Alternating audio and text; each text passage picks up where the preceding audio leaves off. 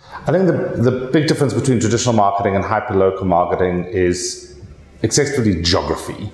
It's about how small an area you want to actually talk to. So traditionally in TV in this country, you're talking to at a national level.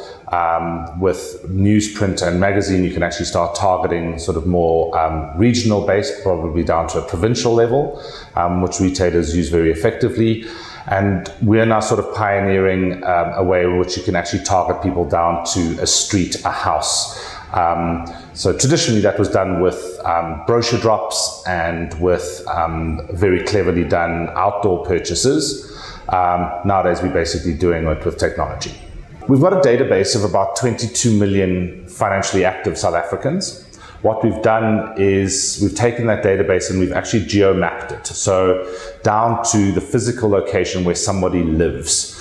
So if you were a Nando's owner in Nando's Parktown North in Johannesburg, you only really want to speak to people who are within a 2 or 3, 4 kilometer radius from your store.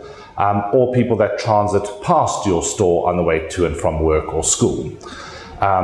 What the technology lets you do is to actually just pinpoint that as a specific audience, and then we can communicate to them. So it's two things. One is insight as to who lives around your actual location, and then the other is the action, so being able to message them.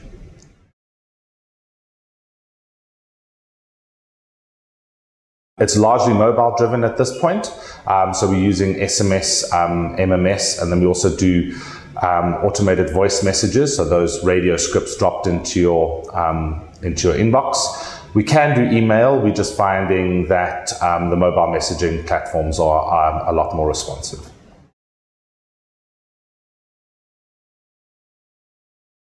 Like most strategies, one needs a goal, an objective, and a way to measure it. Hyperlocal is no different. Where it gets a little bit trickier is if you were a national manager for a retailer with 100 branches, to actually understand the nuances of the Roodepoort store versus your store in Strand Street in Cape Town becomes a thing about insight and samples of one. So you speak to the store manager and he says, well, actually, we've got more females in the store than males, and it's an older audience and a local audience. And you get this kind of myopic view of who your customer is at a store level. So the first thing we do is actually to do some analysis, which is set up your goal, do the analysis to actually say who lives around each one of your locations, and then what makes those locations different. Is it language? Is it gender splits? Is it income areas? All of the things that you know intuitively when you know an area.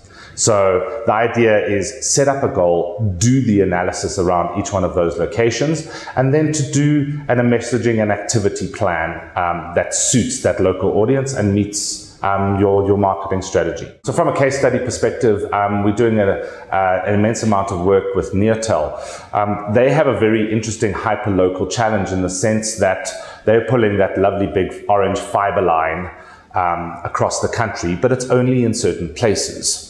So their product is a national product, but it delivers better in some areas more than others. So the actual coverage of the product is critical to a successful marketing campaign. So traditionally when you would do TV or print or radio, you would say, well, hang on, I can hit people in Gauteng, but we've only really got good coverage in the northern suburbs and the Sandton area. So how do we hit just those people?